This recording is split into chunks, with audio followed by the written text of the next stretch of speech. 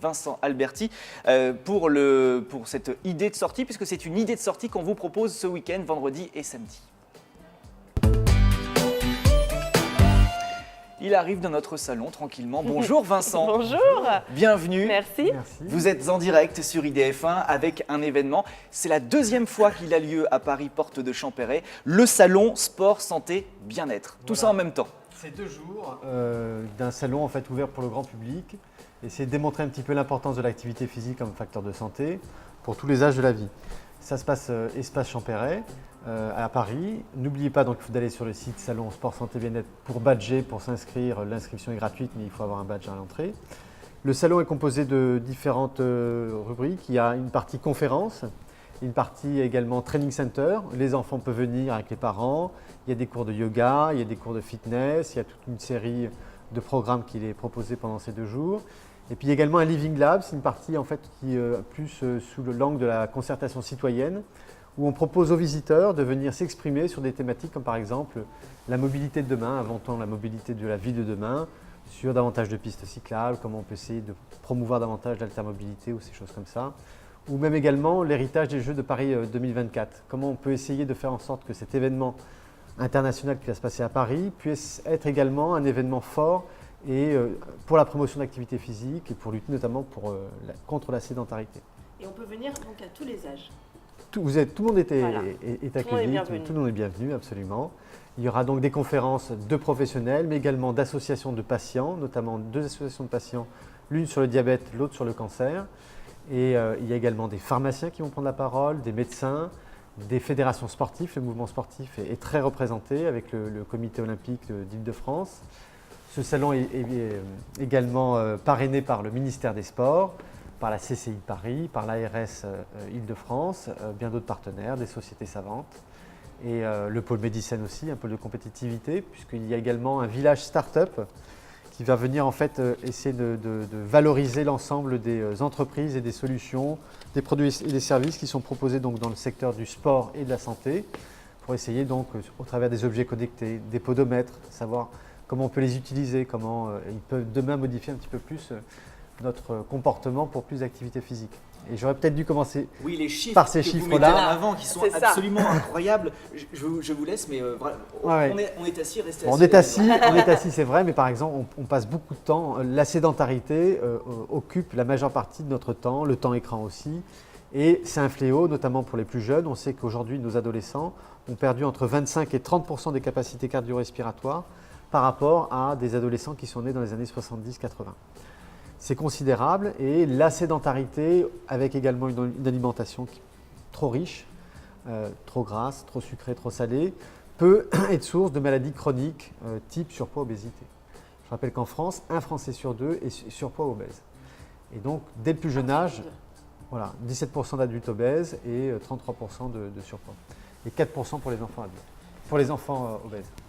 C'est pas plus compliqué pour nous les franciliens, puisque on a peut-être moins facilement accès à des grands espaces de verdure pour aller faire du vélo l'après-midi ou le mercredi. On fait peut-être un peu moins de sport, par contre les franciliens sont assez mobiles, enfin ils bougent beaucoup, notamment dans le cadre du transport. Ouais.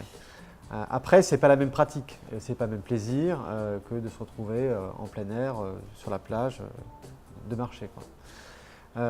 Mais ce sera un rendez-vous donc de promotion de l'activité physique pour les patients, mais également dans le parcours de vie, pour le bien-être de chacun et pour tous les âges de la vie, donc du plus jeune jusqu'au plus âgé. Et comment faire aimer le sport justement aux enfants? Parce que bon, c'est pas forcément évident justement de les faire sortir de leur petite chambre, même pas forcément des écrans, hein, je parle, mais voilà, des fois ils sont posés, ils n'ont pas envie forcément de bouger. Comment les faire bouger? Dès le plus jeune âge, il faut en fait leur montrer exactement, essayer d'être de moins en moins sédentaires, essayer de limiter autant que possible le temps écran, que ce soit les smartphones ou les ordinateurs.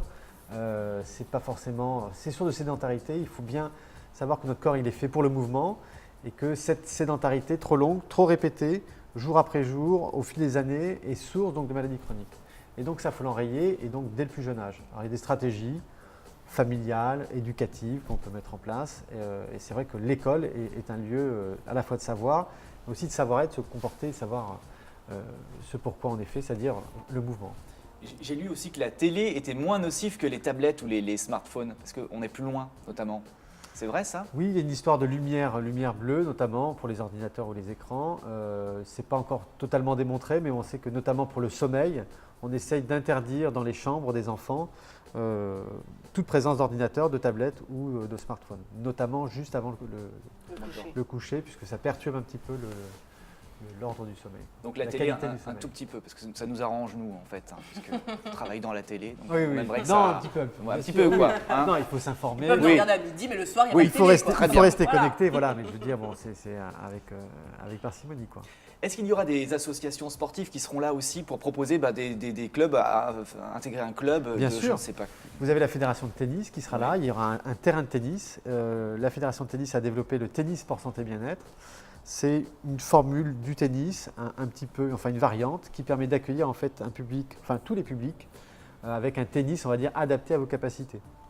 Vous avez une limitation fonctionnelle, vous êtes diabétique, vous êtes hypertendu. Des éducateurs de la fédération de tennis vont être formés et en capacité de vous accueillir, vous rassurer, dire voilà, on peut vous proposer tel et tel programme pendant tant de temps. Voilà. Donc il y aura une démonstration de la fédération de tennis et de la Ligue d'Île-de-France pendant ces 2 jours. Il y a la fédération d'escrime, il y a la gymnastique volontaire qui est une fédération multisport et d'autres fédérations. Voilà. Et représentées par le comité olympique, national olympique, régional olympique et le ministère des Sports serait également présent. Donc le but du salon, c'est d'inciter tout le monde. Il faut inciter, voilà, il faut marcher, il faut pratiquer davantage. On est trop sédentaire, voilà. Oui. Mais la société fait qu'elle nous propose trop de rendez-vous de sédentarité. Il faut apprendre dès le plus jeune âge, c'est d'éducation à la santé. On dit bien aux enfants de se brosser les dents tous les jours. Eh bien, il faut marcher tous les jours. Ça a le même impact positif ou négatif. Voilà. Combien par exemple, en moyenne On peut recommande marcher 30 minutes de marche, Quand même. par jour, tous les jours. Et selon les âges, ça varie un petit peu. Par exemple, on sait que pour les enfants, on demande d'avoir une intensité énergétique plus forte à raison de 150 minutes par semaine.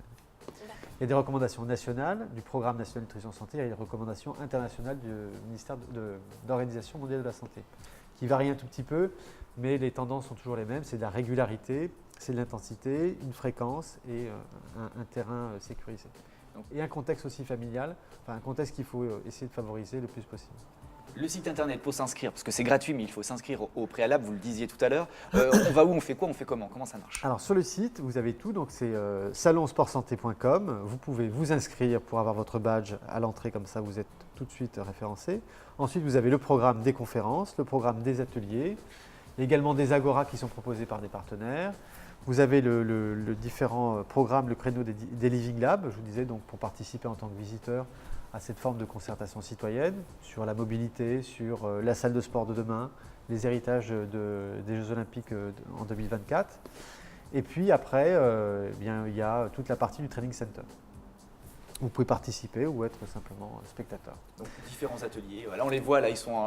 C'est un cours de yoga là que l'on voit à l'image actuellement. Exactement, oui. Ça c'était donc l'édition de l'année dernière, puisque c'est une 2e édition. On a aujourd'hui beaucoup d'inscrits pour le salon donc, de vendredi et samedi, on est très contents. Et c'est une occasion donc, d'un rendez-vous pour mieux connaître certaines pratiques d'activité physique, certaines fédérations, certaines disciplines, et des sujets qui sont à la fois du secteur du bien-être, c'est-à-dire le tout plaisir qu'on peut avoir de pratiquer la marche, seul ou en famille ou avec ses voisins, ou bien d'avoir une activité physique dans le cadre d'un parcours de soins. Voilà. On va le faire, Oui. tous les deux. Mais Ça y venez. est. Oui. Voilà. Bon, Non, mais c'est totalement. noté. Donc c'est vendredi et samedi de 10h à 19h